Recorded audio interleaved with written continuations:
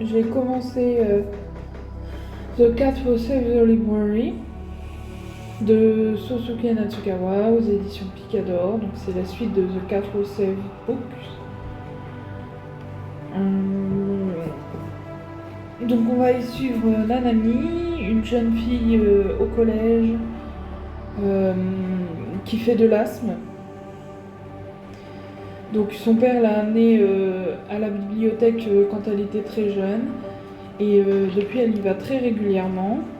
Et un jour elle se rend compte que certains livres disparaissent, mais que bizarrement ils n'ont pas été empruntés pour autant. Donc du coup elle va être curieuse et elle a remarqué un homme louche qu'elle va croiser un soir. Et alors qu'elle le croise, elle se rend compte que c'est lui qui enlève les livres. Alors elle va vouloir le suivre dans le passage bleuté comme dans le premier tome. Mais elle va être arrêtée par Tiger, qui du coup lui dit que c'est trop dangereux. Alors moi ça m'a fait un peu bizarre parce que quand on se rappelle le premier tome où il poussait toujours Rintaro à aller au danger et tout ça, ça m'a fait un petit peu bizarre. Donc c'est le total inverse du premier livre. Et Nanami, elle a l'air très courageuse, encore une fois, inverse total de Rintaro. Parce qu'elle va décider d'y aller quand même. Donc ils y vont, ils arrivent dans un château en pierre. Dans un château en pierre avec plein de gardes, avec des mousquets, des trucs comme ça. Et quand ils avancent, ils remarquent que des livres sont brûlés sur la place publique, mais que ceux que Nanami cherche ne sont pas là.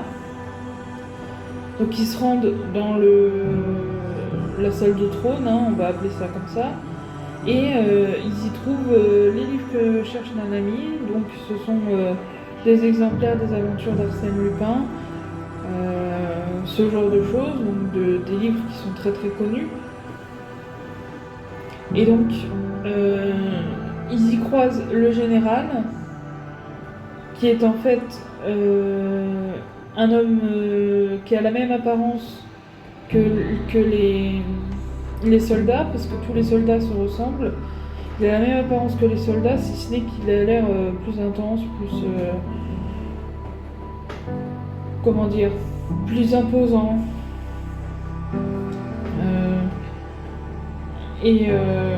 Donc ils vont discuter. Et Nanami va lui demander pourquoi il brûle des livres. Et il lui dit que c'est parce que les livres sont dangereux. Dangereux comment? C'est la question qu'on se pose. Hein? En tout cas, il lui dit que les livres sont dangereux. En tout cas, je trouve que Nanami est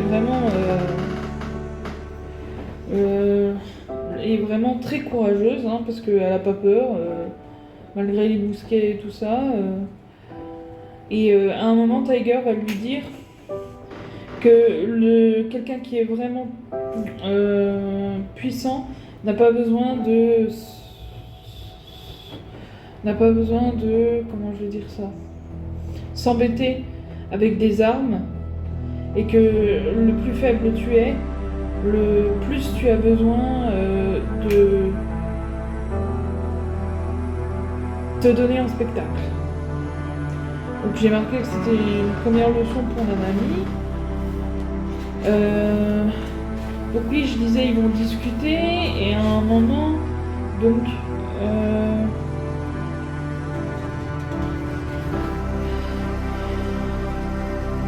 il parle des vieux livres. Il dit que les vieux livres sont dangereux parce qu'ils sont passés par beaucoup de mains et donc ils sont très puissants, mais que pourtant il n'y a rien à gagner de les lire, qui sont en fait plein de bêtises, d'erreurs. Donc encore une fois, c'est un contre-pied au premier livre qui était centré justement sur les vieux livres.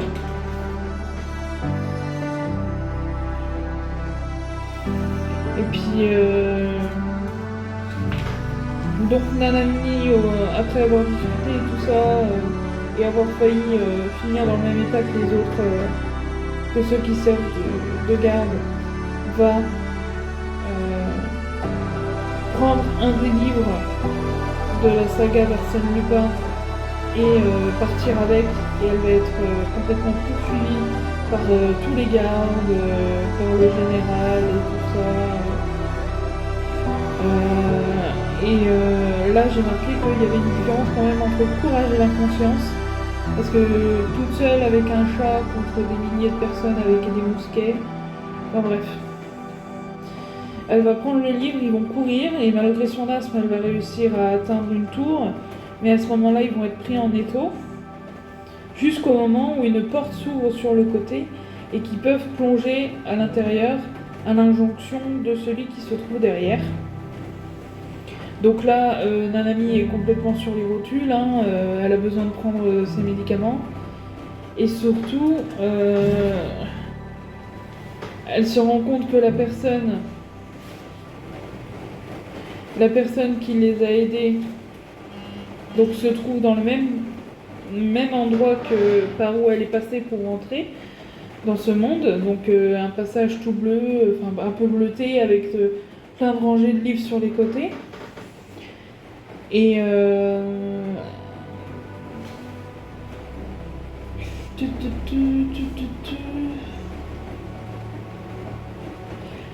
dit que la voix qui les a aidés était gentille.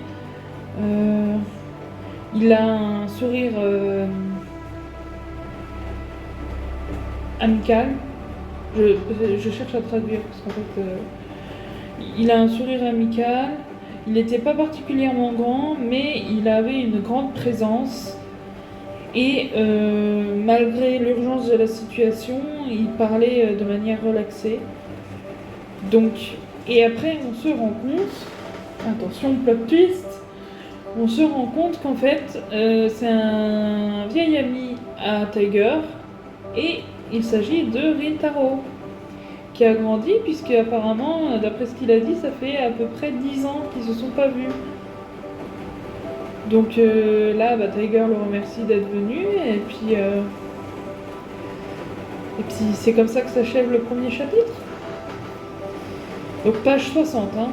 Premier chapitre, page 60.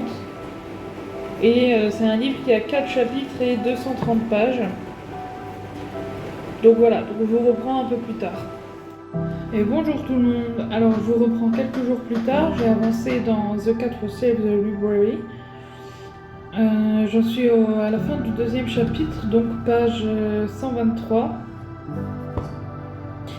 Alors, je prends mes notes.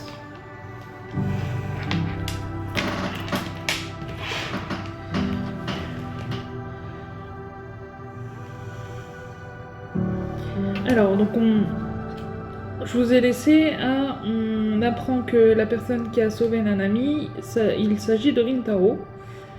Et donc après une discussion sur qu'est-ce qui se passe, etc. avec Tiger et Rintaro, Rintaro lui dit que le pouvoir des livres est de plus en plus faible. Donc ensuite, elle doit de nouveau aller avec Tiger dans le château. Donc ils s'y rendent. Le château de l'extérieur n'a pas changé, si ce n'est qu'il ne brûle plus de livres, mais qu'il les hommes en gris, les visages gris, ils transportent en fait des livres flambant neufs. Et donc en se rendant au cœur du château, ils se rendent compte que la salle où il y avait le général n'est pas la dernière salle. Donc il y en a une juste derrière, dans laquelle se trouve une immense machine qui crée des livres au fur et à mesure en fait. Et dedans il y a un ministre qui est en fait une version plus jeune et plus enjouée et qui a une autre façon de voir les choses que le général. Et à ce moment-là, tout s'accélère. Même les persos trouvent que ça s'accélère et que ça va trop vite. Donc c'est sûrement fait exprès, je pense. Donc le ministre, il leur explique qu'il crée des néo-livres pour que les gens ne lisent que ça, donc que ce qu'ils ont envie de voir, hein, donc des scandales,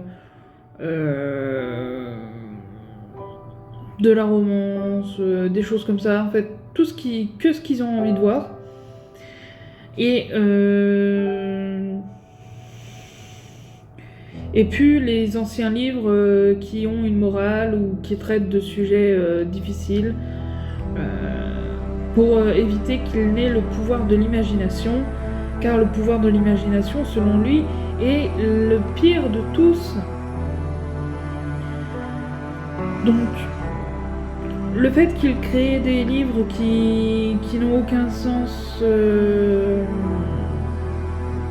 qui n'ont aucun sens, que des livres neufs avec ce que veulent les lecteurs, ça me rappelle le 3e labyrinthe du 1er tome.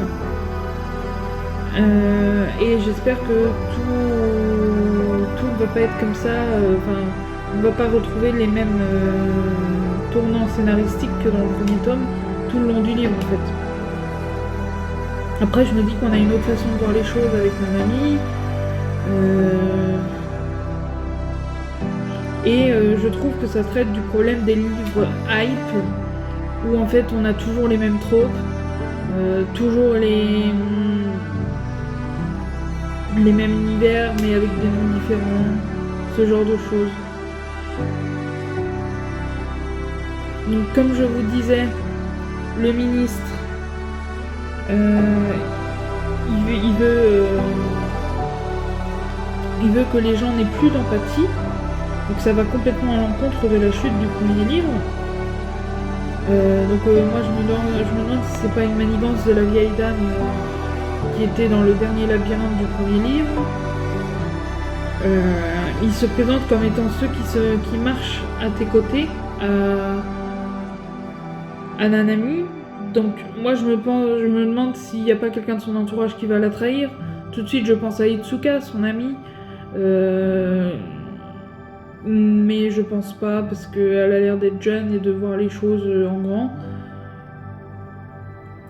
En plus, tous les visages gris, que ce soit le général, le ministre, les différents soldats, etc., ce ne sont que des hommes. Donc je me demande si c'est pas une critique du patriarcat qui veut en fait diriger la vie de tout le monde, et en particulier des femmes, puisque notre héroïne... puisque notre protagoniste est une héroïne.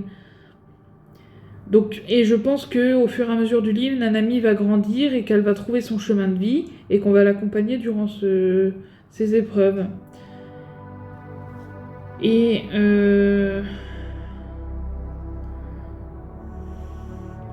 donc Nanami va lui expliquer... Alors attendez, je reprends dans le bouquin parce que je sais plus ce que je voulais dire...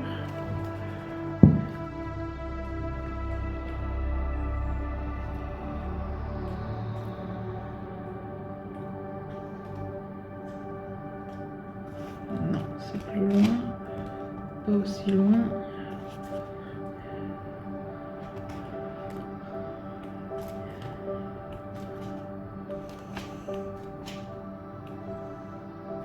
Voilà.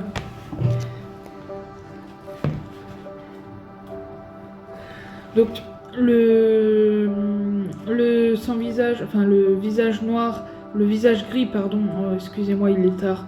Le visage gris qui sert de ministre va lui dire que il faut qu'elle soit vraie face à elle-même, qu'il faut qu'elle utilise les autres comme tremplin pour avancer dans le monde, que c'est comme ça que font les autres et qu'ils n'ont pas besoin d'imagination pour ça, bien au contraire. Et donc moi j'ai noté, ça m'a rappelé une phrase qui est: la liberté des uns commence où s'arrête celle des autres, dans le sens où tu peux faire ce que tu veux, oui, mais du moment que tu n'empiètes pas sur la vie des autres, et donc que tu ne les maltraites pas et ce genre de choses. Ensuite, Nanami rentre chez elle et elle va se prendre la tête avec son père qui a découvert qu'elle n'était pas allée à la médiathèque mais chez Natsuki's Book. Donc, dans ce qu'il dit, comme quoi elle n'est pas assez forte, qu'elle n'est pas assez forte, qu'il faut qu'elle fasse attention, etc. Moi, je sens de la surprotection.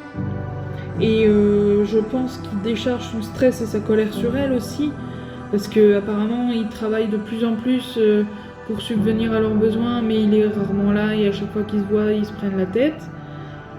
Et à un moment, il dit que le monde est plus dur que ce que tu ne penses, que la vie ne devient pas plus facile en grandissant, et que si tu ne fais pas attention, tu vas être jeté au bas de l'échelle sociale. Donc ce sont les mêmes mots que le ministre a prononcés lors de leur épreuve. Donc c'est pas rassurant, hein, pourquoi son père il dit ça. Surtout qu'il lui dit qu'il faut qu'elle soit plus focus sur son futur, qu'il faut qu'elle arrête de lire des livres, et que personne ne l'aidera quand elle sera plus grande. Et donc Nanami ne peut pas croire que son père, qui a toujours aimé les livres, qui continuait de lui dire qu'il fallait qu'elle aide les autres, puisse dire ce genre de choses. Et à un moment, elle va relever les yeux et elle va voir que son père a le visage gris.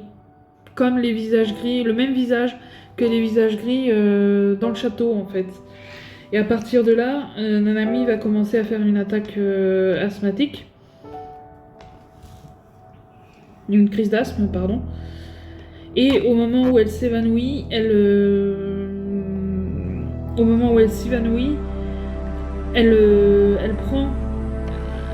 regarde autour d'elle et elle se rend compte que dans l'ombre de la cuisine, il y a un homme en costume gris, donc le ministre. Et elle se pose des questions sur les phrases que lui ont dites le général et le ministre. Donc le général lui a dit « Nous sommes ceux qui marchons à tes côtés ». Et le ministre lui a dit qu'il a été ceux qui ont été créés. Donc elle dit qu'elle ne sait pas ce que ces mots veulent dire, mais qu'ils ne viennent que les visages gris ne viennent pas d'un univers alternatif comme d'un livre ou de quelque chose comme ça, mais de leur réalité à eux et qui vivent parmi eux. Et à ce moment-là, elle s'évanouit. Donc ils sont dans le monde réel. Donc moi je pense que c'est une entité qui a été créée par les actions des gens qui justement blessent les autres pour arriver à leur fin, n'hésitent pas à utiliser les autres comme tremplin, qui sont froids, qui n'ont pas d'émotion, ce genre de choses. Donc à mon avis c'est une entité qui a été créée comme ça. Et comme le pouvoir des livres qui est au total inverse et de plus en plus faible, il commence à prendre plus de place. Et donc on verra bien ce que nous réserve la suite. Je vous dis à bientôt. On se retrouve pour le 3e chapitre de The Cat Who Saved the Library. Alors, donc, après la dispute avec son père, Nanami a de la fièvre, donc elle s'évanouit. À son réveil, son père s'est calmé et semble avoir repris ses esprits. Et il reste avec elle pour la journée, alors qu'il a énormément de boulot. Elle va lui poser la question de savoir s'il déteste vraiment les livres, maintenant. Et il n'y aura pas de vraie réponse, en fait.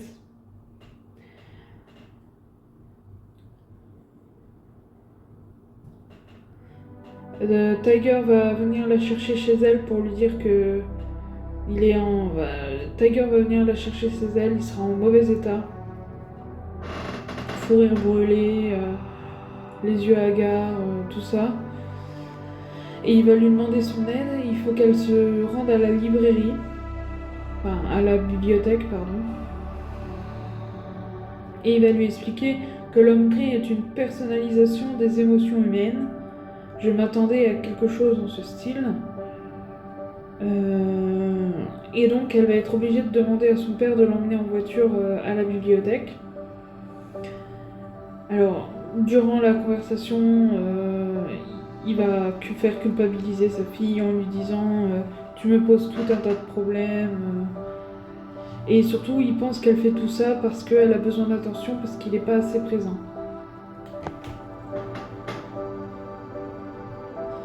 Ensuite, elle va lui dire des choses qu'il lui a dites quand elle était petite. Donc, c'est des mots qui sont au total inverse des propos qu'il a tenus pendant leur dispute. Donc, moi, je pense que pendant leur dispute, il était sûrement influencé par l'homme gris.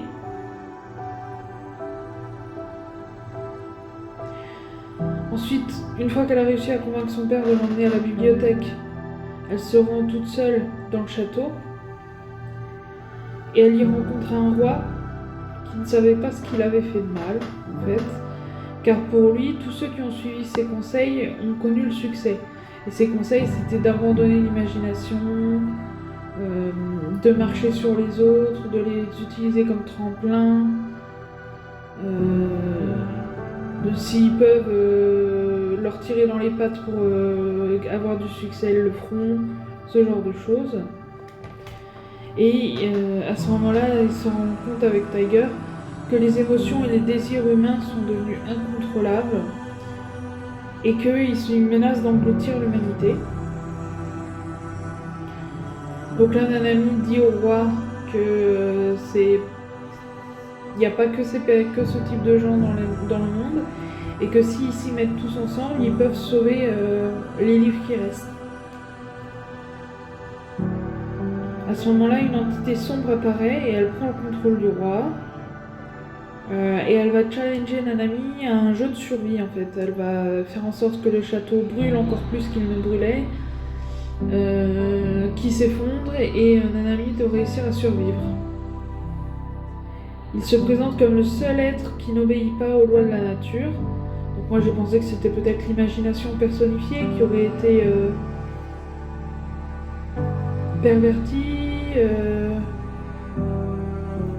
pervertie, un peu comme on vous a expliqué dans le premier tome, comme quoi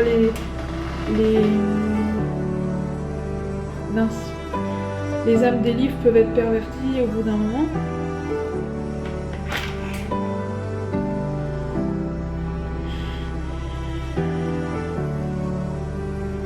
Et donc, à ce moment-là, l'entité, elle va dire elle-même, en fait, que le succès qu'elle a offert aux hommes est un succès superficiel. Et l'homme gris, donc celui qui a pris possession du roi, il est décrit de la même façon que la vieille femme du dernier labyrinthe du premier tome. Donc, peut-être qu'il y a un lien à voir. Donc, pendant que Nanami essaie de s'échapper, Tiger la sauve in extremis, mais il se retrouve blessé, il peut plus bouger. Donc elle le prend et elle se dirige vers... elle tente de s'échapper en fait. Et à un moment, elle tombe sur des gardes qui disent qu'ils veulent la capturer. Alors là, moi je me suis posé une question. Pourquoi vouloir la capturer si 2 minutes avant, tu lui as dit « survis à ça » et on verra. Je ne comprends pas. Ensuite, elle va être aidée par les âmes des livres connus, comme le papillon. Alors le papillon, je ne sais pas d'où ça vient, la souris verte, c'est tous d'où ça vient, les mousquetaires d'Artagnan, Lupin, du gentleman voleur. Donc c'est toutes des âmes de livres, selon moi, qui lui sont venues en aide. Donc ils vont bloquer les soldats et elle va réussir à s'extirper de tout ça. Et en retournant dans notre monde, en fait, elle tenait Tiger avant dans ses mains. Et en retournant dans notre monde, il s'est transformé en livre. Donc on va peut-être enfin pouvoir savoir de quel livre il vient, parce que je me suis douté depuis un bon moment que c'était lui aussi une âme de livre. Donc voilà. voilà pour ce troisième chapitre. Ça s'est passé, c'était un chapitre qui était assez haletant, ça se passait vite, ça m'a tenu en haleine, donc je m'attendais pas à ça. Donc voilà ce qui me reste. Donc le dernier chapitre. Et puis on se retrouve plus tard. Au revoir tout le monde. Alors je viens de finir The Cat Who Saved the Library. Et donc je reviens pour vous parler du 4e chapitre et de l'épilogue. Alors, dans ce chapitre, d'abord on se concentre sur la relation entre Nanami et son père. Son père qui se dit que il a pas trop bien réfléchi ses priorités et qui va changer ça. Ensuite, elle se rend chez Rintaro à Natsuki's Book,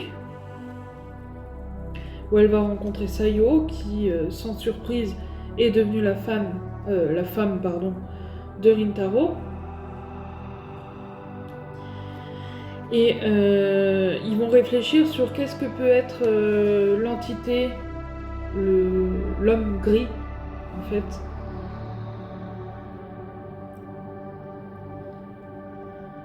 Et Sayo va lui dire que les choses importantes sont de se relaxer et de prendre son temps jusqu'à ce que ce soit le bon moment.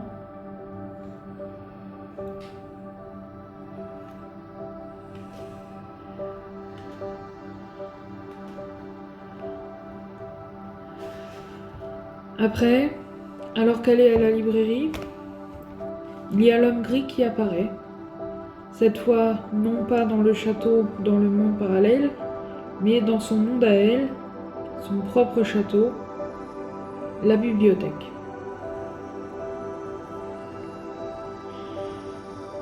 Et donc, il apparaît, mais il apparaît pas avec des intentions malveillantes, en tout cas pas au début. Il est là pour poser des questions, savoir comment elle a survécu au feu. Donc elle lui explique que c'est grâce au pouvoir des livres et grâce au fait qu'elle ait aidé des gens et que ces gens l'aident en retour.